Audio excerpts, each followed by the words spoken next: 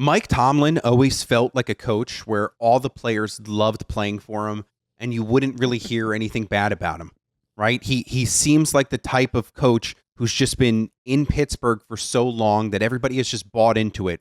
Never had a losing season. He's been there forever. But now we're starting to see that, the players who did play for him, the ones where you thought that they would always be loyal to him, are now coming out and saying, hey, it is time for Mike Tomlin to go. We had Big Ben and James Harrison, who were two really prominent players under Tomlin. They were there for the Super Bowl, for his Super Bowl win and Super Bowl loss. Come out and say, hey, we have to move on. So when you were there and you were running the Marlins, how much did you listen to former players? Did you ever listen to them and just say, hey, you know what? Once we lost them, it's probably been too long. No, only as confirmation bias. If we made a decision or knew we wanted to make a decision and we could get our alumni to agree with it, great. If we couldn't, fine. But I think it's time to recognize that Mike Tomlin has become the Jerry Jones of the Pittsburgh Steelers. He won the championship early in 2000. He won the Super Bowl in 08. He went back in 2010.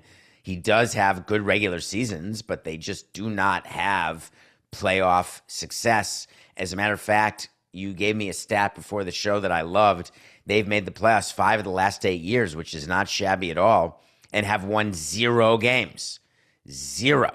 Now, they've won 8 playoff games under Tomlin, but 5 of those came during the Super Bowl years of 08 and 10. So we're now in 25. We're 15 years past that. And the only reason Mike Tomlin is the coach of the Steelers is because they're the Steelers. And somehow the Rooneys have this view that they want to be known as Knox, Cowher, Tomlin. Like, they love the fact that they've had 3 head coach, Chuck Noll, not Chuck Knox. Is it Chuck Noll or Chuck Knox? No. I can't believe I'm blanking. Noll and then Cowher and then Tomlin. And they love that. It's become like a thing. Like the octopus not winning the sea creature race, but now it's to the detriment of the team.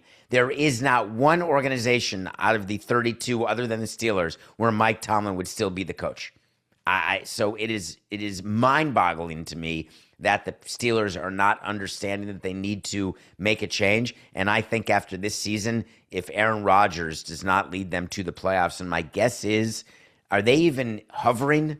Because the AFC North. Yeah, it's the AFC North where they're both 6-6. Oh, so they're tied with your Ravens. Yeah, where the Ravens and Steelers are both 6-6. I mean, listen, and the Ravens are another one, right? It's the same thing with John Harbaugh.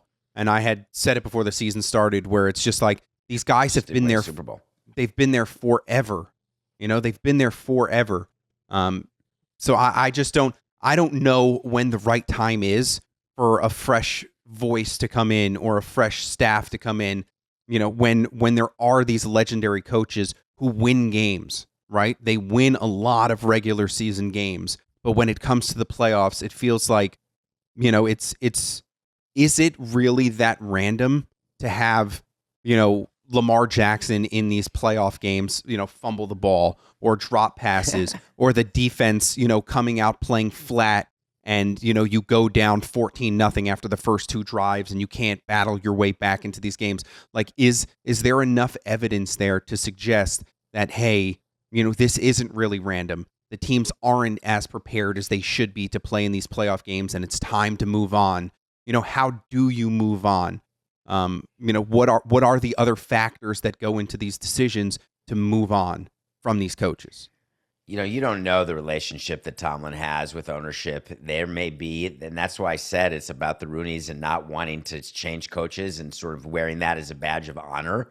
But it's hard to blame, Clayton Kershaw, not a good postseason pitcher. Do you blame, Mark Pryor, the pitching coach? Do you blame Dave Roberts, the manager? Andrew Friedman, the GM, president of baseball ops, because Kershaw struggled during the postseason?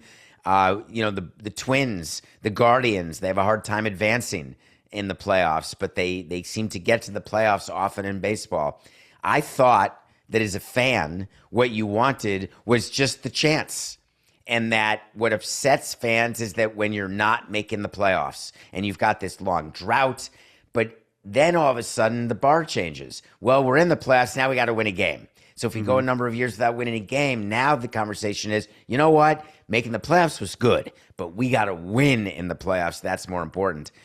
I just find it that fans, the bar keeps moving. And what the Steelers have been successful. It's hard to argue against that.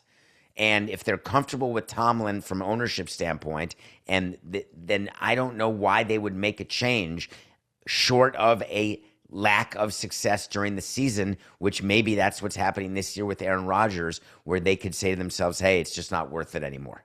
Yeah, but you like to think of things in business terms, and you always give these analogies. So it's like getting a job at JP Morgan, right? You get an entry-level job in JP Morgan, and you think that's it, right? You think that is the success, that was it. But you still want to move yourself up the corporate ladder, right? I've never said, of course. Eric Spoelstra started as a video guy. But that's what I'm talking about when it comes to being in the playoffs and contending in the playoffs. So, right, the goal the analogy is first get in, then you have to win a game. And if you win a game, then you got to win a Super Bowl. Where does it end? When you win a Super Bowl, you have to win a second Super Bowl? Or is that's what the goal of professional sports are. And I think we talked about it last time I was on here, right? Is that you always want your team to be in a position to contend. It never felt as though the Steelers, when they made it to the playoffs, that was a team that could contend.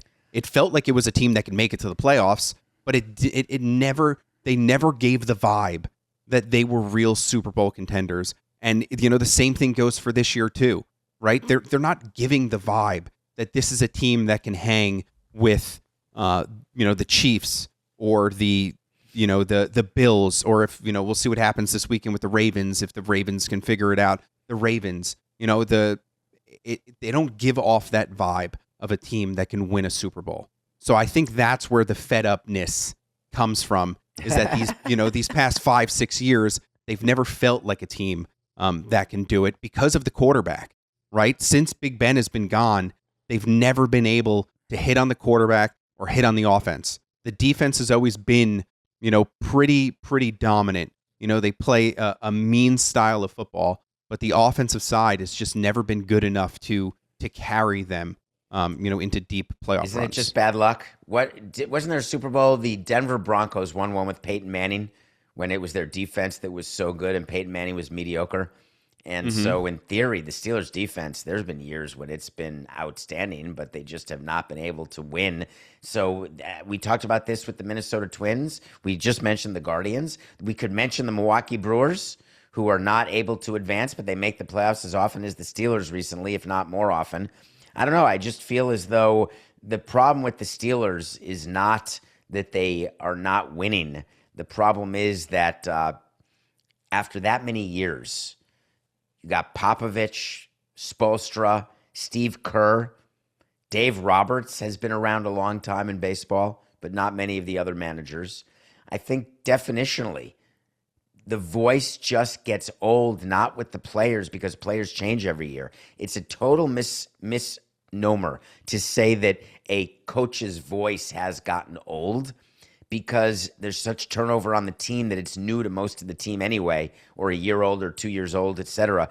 Where it gets old is with fans, media, and therefore there's pressure on ownership and on front offices to make changes. But if you look at the Steelers roster, I would assume that it's out of 56 guys that 40 of them weren't around 3 years ago. I mean, I could be wrong, but I bet you I'm close.